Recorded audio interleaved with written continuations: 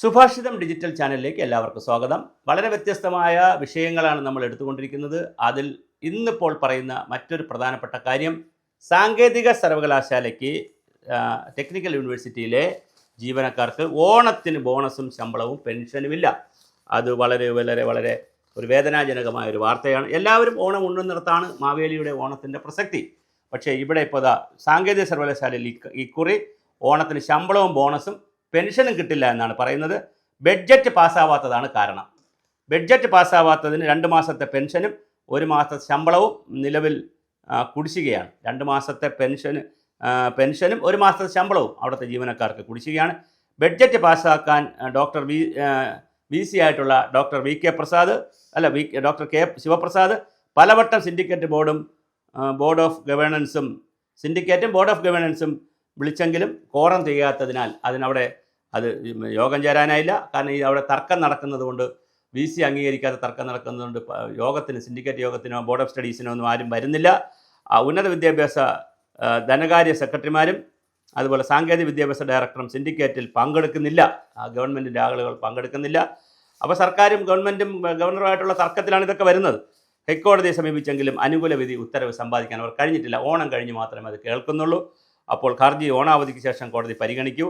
കോൺഗ്രസ് അനുകൂല ജീവനക്കാരുടെയും പെൻഷൻകാരുടെയും സംഘടനയും ഹർജികൾ കോടതിയിൽ കൊടുത്തിട്ടുണ്ട്. അപ്പോൾ എന്തായാലും സാങ്കേതിക സർവകലാശാലയിൽ വർക്ക് ചെയ്യുന്ന പാവപ്പെട്ട ആളുകൾക്കും അധ്യാപകർക്കും പിന്നെ പ്രൊഫസർമാർക്കും എല്ലാ സാങ്കേതിക ജീവനക്കാർക്കും എല്ലാവർക്കും അവിടുത്തെ ബഡ്ജറ്റ് പാസ്സാവാത്തത് കൊണ്ട് അവർക്ക് ഓണത്തിന് അലവൻസും പെൻഷനും അതുപോലെ തന്നെ ശമ്പളവും കിട്ടുന്നില്ല എന്നുള്ളത് വളരെ വേദനാജനകമായൊരു കാര്യമാണ്. നമ്മളിങ്ങനെ വിവിധ ജനവിഭാഗങ്ങളുടെ വിഷയങ്ങൾ ചെയ്യുന്നുണ്ട്. അക്കൂട്ടത്തിൽ സാങ്കേതിക സർവകലാശാലക്കാർക്കും വ്യത്യസ്തമായ കാര്യങ്ങളൊന്നും കിട്ടുന്നില്ല എന്നുള്ള വളരെ വേദനകരമായ കാര്യം പൊതുജനങ്ങളുടെ അറിവിലേക്ക് പറയുന്നു. അങ്കണവാടി ക്ഷേമ പെൻഷൻ പറ്റുന്നവർക്ക് ഇതുപോലെ ബോണസില്ല. അങ്ങനെ ഒരുപാട് പേർക്ക് മലബാർ ദേവസ്വത്തിലുള്ള എക്സിക്യൂട്ടീവ് ഓഫീസർമാർക്ക് ഇതുവരെ ശമ്പള പരിഷ്കരണം നടപ്പിലാക്കിയിട്ടില്ല. ഇങ്ങനെ ഒരുപാട് ARP ക്യാമ്പിലേക്ക് കിടക്കുന്ന ആംഡ് റിസർവ് പോലീസിനെ ക്ലോസ്ഡ് ആക്കിയതിന് ശേഷം അവർക്ക് HRA കൊടുക്കുന്നില്ല. ഇങ്ങനെ എടുത്താൽ വളരെ വലിയ തോതിലാണ് ഓണത്തിന് ഒരുപാട് പേർ ദുഃഖിതരാണ്. അപ്പോൾ ആ ദുഃഖത്തിൽ വീണ്ടും ഒരു വിഭാഗം കൂടി സാങ്കേതിക സർവകലാശാലയിലെ ആളുകൾ കൂടി വന്നിരിക്കുന്നു എന്നുള്ള വാർത്ത വേദനാജനകമാണ്. ഗവൺമെൻറ് അടിയന്തരമായി ഇതിനെ ശ്രദ്ധിക്കണം. യൂണിവേഴ്സിറ്റി VCയുടെ യോഗം, ശിവപ്രസാദ് കൂടേണ്ട യോഗം അവിടെ പോയി ഗവൺമെൻറ് അതിനാവശ്യമായ ഉന്നത വിദ്യാഭ്യാസ സെക്രട്ടറിയും അതുപോലെ തന്നെ മറ്റ് ധനകാര്യ സെക്രട്ടറിയും അവിടെ പോകേണ്ടവരെ ഗവൺമെൻറ് അയക്കണം.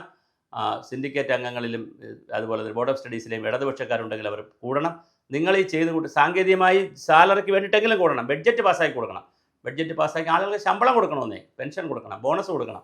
അല്ലെങ്കിൽ കഷ്ടമാണ്. അത് ബാക്കിയെല്ലാം നമുക്ക് തർക്കവും വഴക്കം വി സി ആര് വേണം, ഗവർണർ പറയുന്ന ആൾ വേണോ, മുഖ്യമന്ത്രി പറയുന്ന ആൾ വേണോ, ഇനി കോടതി അതെല്ലാം നമുക്ക് തീരുമാനിക്കാം. പക്ഷേ അതിൻ്റെ ഇടപെട്ട് സാധാരണ ജനങ്ങൾ അവിടെ വന്ന് ജോലി ചെയ്തിട്ടുള്ള പാവപ്പെട്ട സാധാരണ സർക്കാർ ഉദ്യോഗസ്ഥർ, പ്രത്യേകിച്ച് ക്ലാസ് 4 ജീവനക്കാർ ഉൾപ്പെടെയുള്ള സാധാരണ സർക്കാർ ജീവനക്കാരുടെ കുടുംബം പട്ടിണിയിലാവരുത്. അവരുടെ മക്കൾക്ക് ഓണമുണ്ട്, അവർക്ക് പായസം വയ്ക്കണം, അവർക്ക് നല്ല ഡ്രസ്സ് എടുക്കണം, അവർക്ക് എവിടെയെങ്കിലും ഓണത്തിനൊന്ന് ടൂർ പോകണം, അവർക്ക് ആർക്കെങ്കിലുമൊക്കെ ചെറിയ സംഭാവന കൊടുക്കണം, ദക്ഷിണ കൊടുക്കണം. അങ്ങനെ വലിയ സന്തോഷത്തിൻ്റേതാണ് ഓണം. അത് കുറച്ച് പേരുടെ കണ്ണീരിൽ ചെയ്യുമ്പോൾ മൊത്തം ആളുകൾക്കൊരു കണ്ണുനീരിൻ്റെ അവസ്ഥയുണ്ടാകും. ഗവൺമെൻറ് ഗൗരവമായി ഈ വിഷയം പരിഹരിക്കുമെന്ന് തോന്നുന്നു.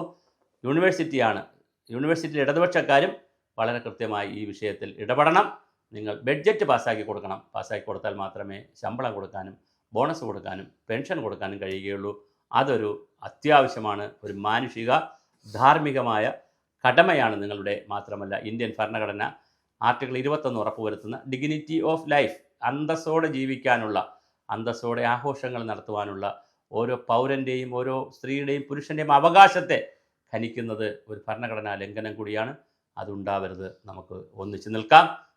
നമ്മുടെ സുഭാഷിതം ചാനൽ നിങ്ങളോടൊപ്പമുണ്ട്.